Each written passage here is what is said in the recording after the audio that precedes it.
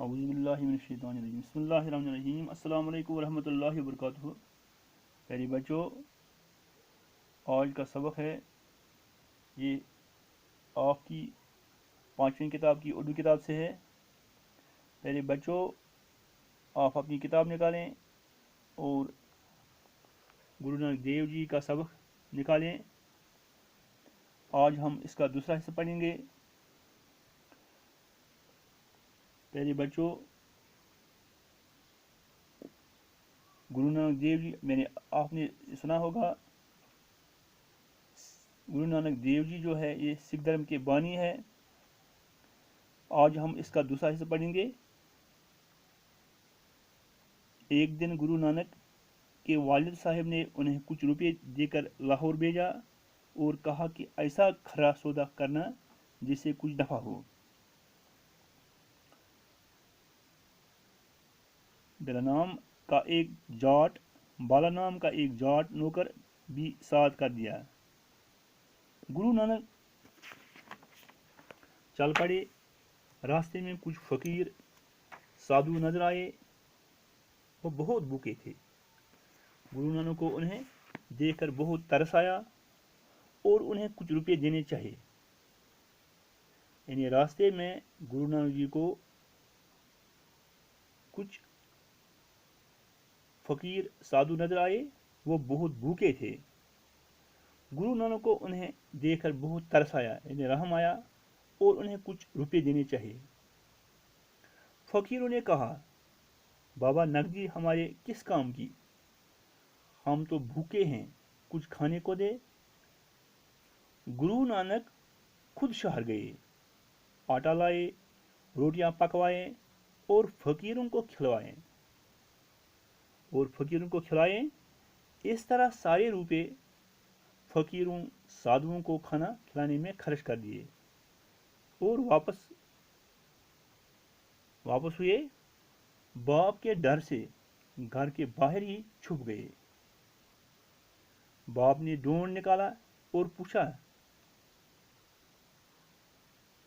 تو کیوں کر واپس ہوا اور جو روپے میں نے دیے تھے ان کا کیا کیا؟ گرو نانک نے سارا حال صاف صاف بیان کر دیا اور کہا، آپ نے کہا تھا کہ نفع کمانے کے لیے، یعنی گرو نانک نے اپنے باپ سے کہا تھا کہ آپ نے کہا تھا نا کہ نفع کمانے کے لیے کوئی کھرا سودا کرنا۔ بھوکوں کو کھانا کھلانے سے زیادہ کھرا سودا اور کون سا ہوگا؟ کالو چند کو یہ دیکھ کر رنج ہوتا۔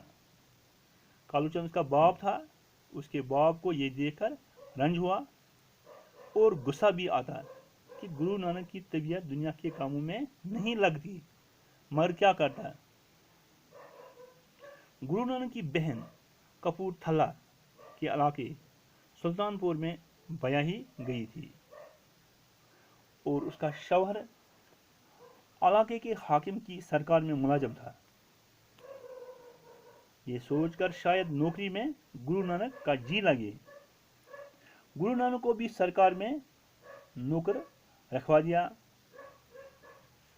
وہاں بھی گرو نانک نے محتاجوں اور ضرورت مندوں کے لیے دان پن کا دروازہ کھول دیا اور سرکاری خزانے کا روپیہ غریبوں اور مفلسوں میں تقسیم کرنے لگے۔ چنانچہ اس ملازمت سے بھی الگ ہونا پڑا۔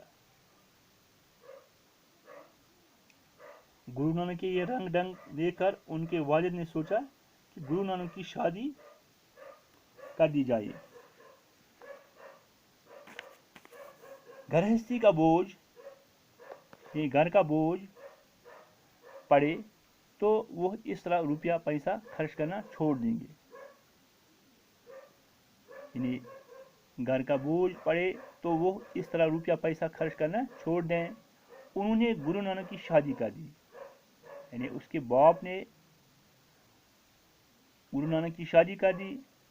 گرو نانک کی شادی ہو گئی، 2 بچے ہوئے، لیکن گرو نانک کا دل گرہستی میں نہ لگا۔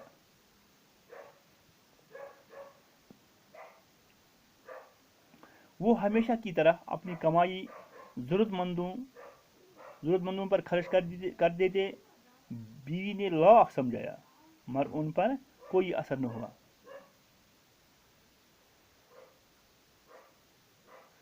پیارے بچوں وہ اکثر گرو نانک جی وہ اکثر چپ چاپ بیٹھے رہتے اور دنیا کی باتوں پر غور کرتے.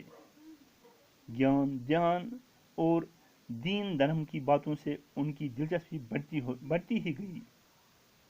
ان کے دل پر یہ بات نقش ہو گئی کہ دنیا چند روز کی ہے. ان کے دل پر یہ بات نقش ہو گئی کہ دنیا چند روز کی ہے.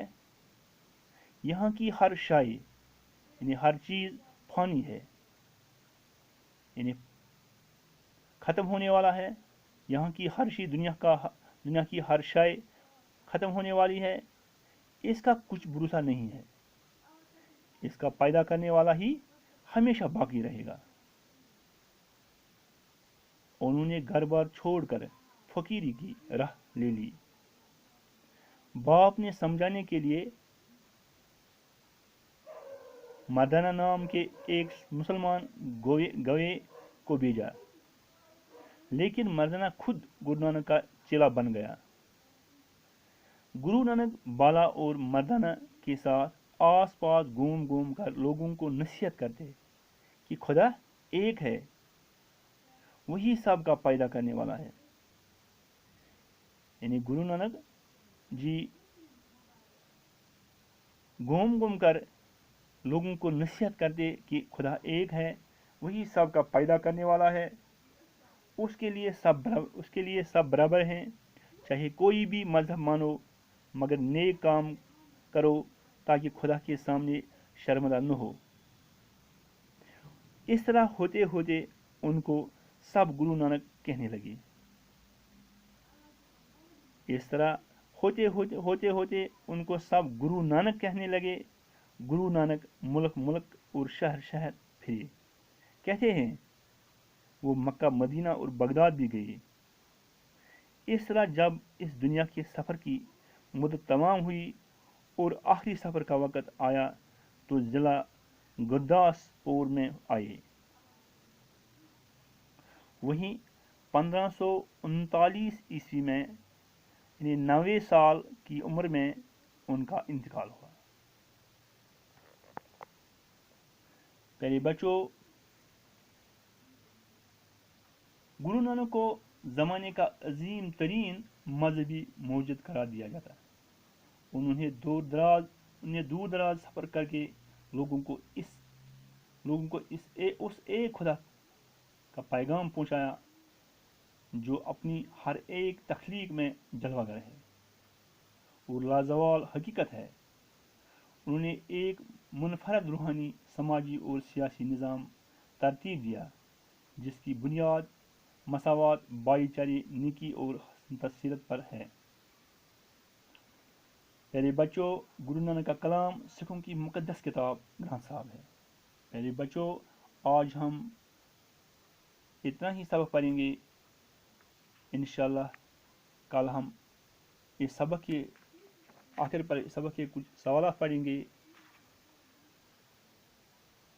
اور ان کو سوالات پڑھیں گے بھی, لکھیں گے بھی. آج ہم اتنا ہی پڑھیں گے. خدا حافظ.